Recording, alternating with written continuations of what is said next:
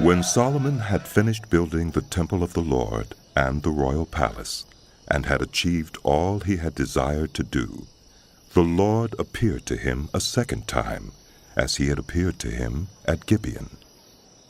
The Lord said to him, I have heard the prayer and plea you have made before me.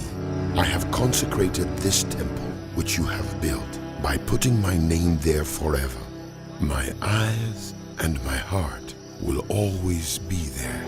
As for you, if you walk before me faithfully, with integrity of heart and uprightness, as David your father did, and do all I command, and observe my decrees and laws, I will establish your royal throne over Israel forever, as I promised David your father, when I said, you shall never fail to have a successor on the throne of Israel.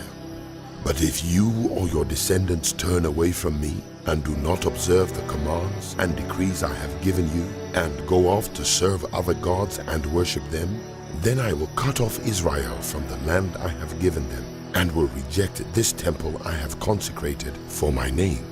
Israel will then become a byword and an object of ridicule among all peoples. This temple will become a heap of rubble. All who pass by will be appalled and will scoff and say, why has the Lord done such a thing to this land and to this temple? People will answer, because they have forsaken the Lord their God, who brought their ancestors out of Egypt, and have embraced other gods, worshipping and serving them. That is why the Lord brought all this disaster on them. At the end of 20 years, during which Solomon built these two buildings, the temple of the Lord and the royal palace, King Solomon gave 20 towns in Galilee to Hiram, king of Tyre, because Hiram had supplied him with all the cedar and juniper and gold he wanted. But when Hiram went from Tyre to see the towns that Solomon had given him, he was not pleased with them. What kind of towns are these you have given me, my brother? He asked. And he called them the land of Kabul, a name they have to this day. Now Hiram had sent to the king 120 talents of gold. Here is the account of the forced labor King Solomon conscripted to build the Lord's temple, his own palace, the terraces, the wall of Jerusalem, and Hazor, Megiddo, and Gezer. Pharaoh, king of Egypt, had attacked and captured Gezer. He had set it on fire. He killed its Canaanite inhabitants and then gave it as a wedding gift to his daughter, Solomon's wife.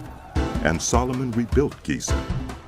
He built up Lower Beth-horon, Baalah, and Tadmor in the desert within his land, as well as all his store cities and the towns for his chariots and for his horses, whatever he desired to build in Jerusalem, in Lebanon, and throughout all the territory he ruled. There were still people left from the Amorites, Hittites, Perizzites, Hivites, and Jebusites. These people were not Israelites.